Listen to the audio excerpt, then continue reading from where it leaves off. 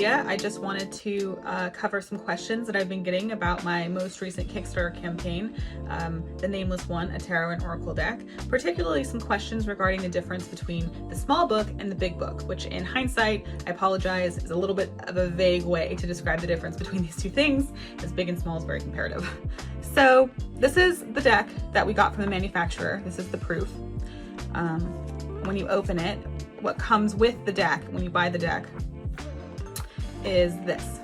This is the little white book, so to speak. It's not all that little, nor is it all that white, but it is the book that comes with the tarot deck, and it offers just a little bit of introductory material, what tarot is, what oracle is, what sigils are, how the Nameless One puts them together, how you might work with the deck. It's got a full bleed page of the illustration because there are no names or titles, so it's beneficial to be able to figure out what you're looking at so that you can navigate the book easily. It gives you the sigil without the background artwork in case you wanted to copy from there and activate the sigil. It gives you the title, a sigil affirmation, and an upright and reverse meaning in both bullet points and in a little paragraph to suit an individual preference. And it's like that for every card. You get exactly one page per card that explains what the meaning is. There's a little introductory page about the different suits, the kind of energy that they bring to the table. And at the very end, there's an introductory bit about the oracle, arcana, or arcana, depending on how you prefer to pronounce that. A couple tarot spreads / oracle spreads that you might want to try out. Many of them are pretty basic and tried and true. And then there's like a special one at the end that I made for you. And there's some acknowledgements. So that is the small book. So what is the big book, you might ask? This is a big book. As you can see, it's quite a bit bigger. Okay, so we've affectionately called this one officially the Nameless One, a tarot and oracle deck companion grimoire. So you can see them side by side. The small book, the big book.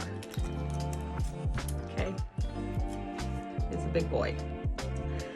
So this is the proof we've gotten from the manufacturer, and part of the reason why it's taking so long is because we want to go through and make sure that everything is as close to perfect as it can possibly be before it gets into your lovely waiting hands. So one of the things that we're fixing is that this silver foil design, for as pretty as it is off-centered. So we needed to make sure that that is centered for the final copy. Notice all of these little sticky tabs. These are all notes that I have to give to the manufacturer or things that I have to change about the proof. I want to make sure that this is as good as it possibly can be, as close to perfect as humanly possible.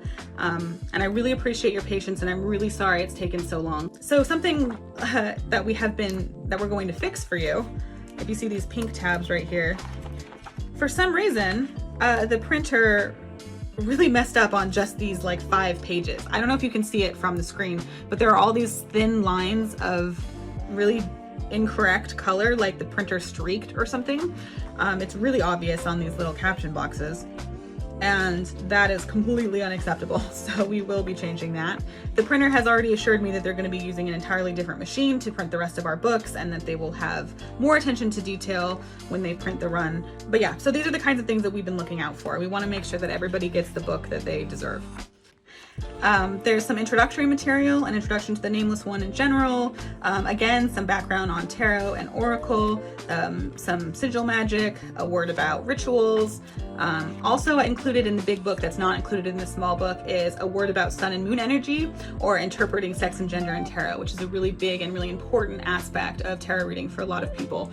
So this just explains in depth some things regarding that. We also have an introduction on the majors, and then it goes right into the majors, where it has a similar format to the small book.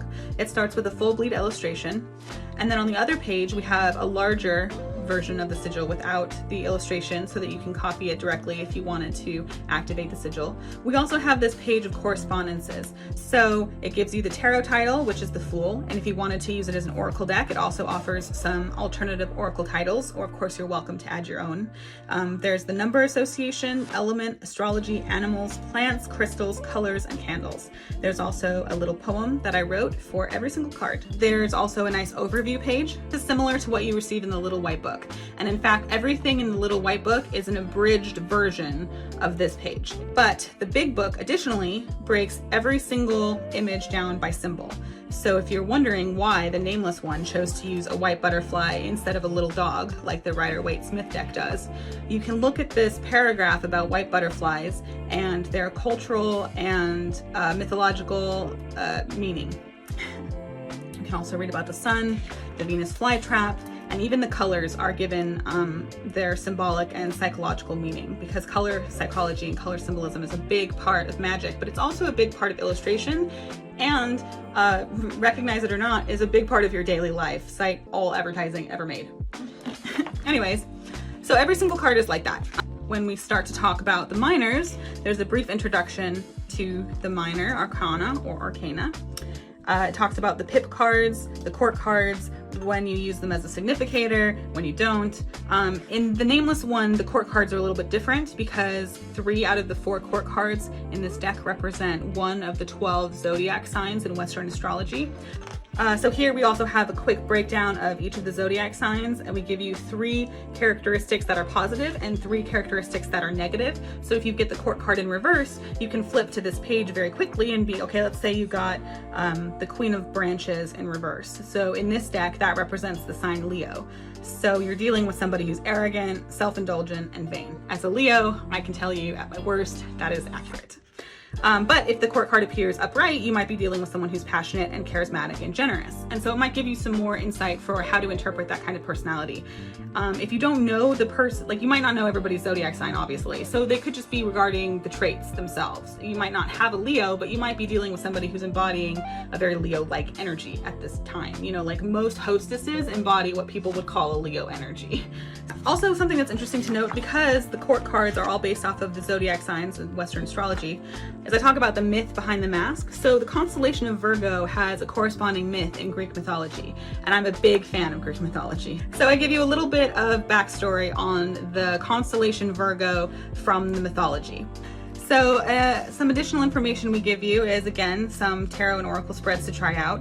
I also give you a tarot spread based off of the zodiac signs. So we have an Aries spread, a Taurus spread, Gemini, Cancer, etc. And these can be used by anyone at any time if they, you know, if you're dealing with issues that pertain to your career, maybe you're gonna want to try out the Capricorn spread. If you're dealing with issues about how to mediate conflict, maybe you want the Libra spread. There's also sigil magic, where I give you specifics on how I personally create sigils, how I activate them, how I craft them, the different surroundings you can put them in and what they do, different elemental associations that might be with these. We also have a master list of sigil affirmations. So this has every single affirmation for every single card in the deck. And there are the extra sigils. Upon popular request, I decided to include all of the extra sigils that my wonderful Kickstarter backers commissioned me to do for them, of course with permission. So some people did want to remain private, and they are not included in this book. But there was a very small portion, I think only about, I don't know, less than 6. So most of them are here for you. It was very generous of them, and I think they definitely make some really good additions to the book. So even though they didn't make it in as cards in the deck, the sigils are still very powerful, very relevant, and if you need them, you are more than welcome to use them for their intended purposes. So now we get into the section of magical correspondences. We start with astrology, because those are ones that are very commonly used with tarot and oracle cards. I talk about each of the individual planets in astrology.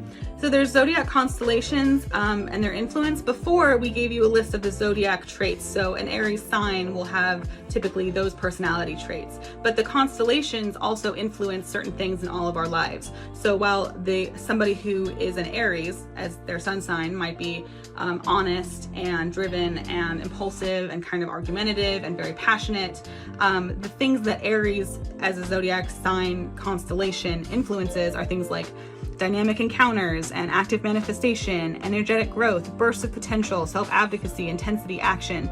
So if your court cards appear and you want to interpret them as situations, this chart will probably be more beneficial than the trait chart. So you don't have to really convert how those traits would manifest as situations on your own. You can just look here for some guidance if you're so inclined. There's also astrological associations according to the Hermetic Order of the Golden Dawn, which for those of you who don't know are the esoteric organization that Pamela Pixie Smith and Arthur Waite belonged to when they created the RWS style tarot, which is what this is based off of, right? So it gives all of those associations. So for example, the Magician in an RWS style deck is associated with Mercury, the High Priestess the Moon, the Empress Venus, etc. So these correspondences are here for you, as are the titles that the Hermetic Order of the Golden Dawn originally gave the tarot cards. So for example, the Nine of Cups, they have an alternative title, which is the Lord of Happiness. And then they also give the astrological association, which is Jupiter and Pisces. So all of this is here for you. This is all very public information, by the way. You can find it in a lot of different books and a lot of different sources, but it is also in this one.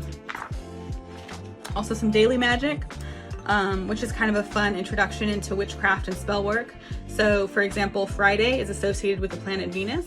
So if you're going to cast a spell for love or perform a reading for love, you might do it on a Friday. And of course you can do spells and perform readings on any day of the week, regardless of anything else. Spontaneous magic can be quite powerful as well. But if you want a little extra wind at your back, or if you're able to wait until Friday to do your love reading, then you may as well, right? It could just offer you a little bit of a boost in the insight that you need or the magic that you need. So it's, if nothing else, is very interesting, and it's here for you. There's a numerology in tarot, which each number means according to numerology, and also which cards are associated with which numbers. There's also information for calculating your birth cards. And then of course there's the animal correspondences and their symbolic meanings. It goes through and gives bullet points of what each animal means, typically in mythology, folklore, general symbolism, things like that. They can mean more things. It's not exhaustive. Many symbols are specific to the narratives in which they appear. However, generally, over the course of human existence and narrative, they've sort of congealed into a vague consensus, and these are the things that are listed here. So the things you're most likely to encounter an ant symbolizing are going to be like work and productivity, collaboration, determination, diligence, things like that. Of course, ants can represent any number of things depending on their individual and specific narratives. There's also plant correspondences and their symbolic meanings. They're all alphabetical order. These are all the ones that were listed with the cards. Obviously, this is not an exhaustive list on all the plants that exist in the world, just the ones that pertain to the Nameless One Tarot and Oracle deck. However, I do hope that they help inform your other readings or your other activities, and that you'll be able to use this grimoire in very versatile and potentially unrelated ways to the deck. There's also crystal correspondences and their metaphysical uses and meanings. So we give you all of those. And the symbolism and psychology of color, which is also candle magic, which is a great starting point for any kind of magical endeavor. Like I said, go back to the love reading, for example.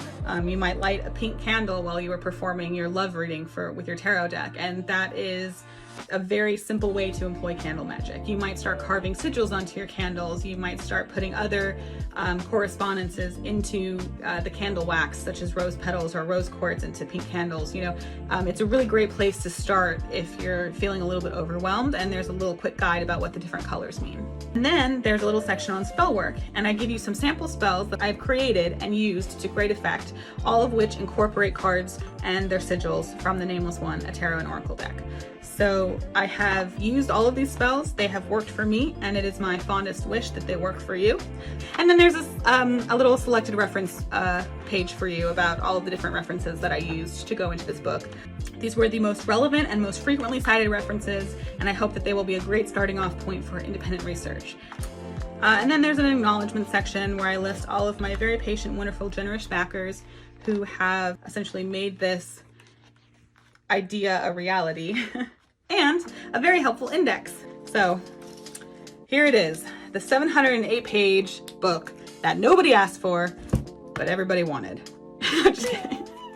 Nobody knew they wanted. Yeah, right. The 708-page book that nobody asked for and nobody knew that they wanted.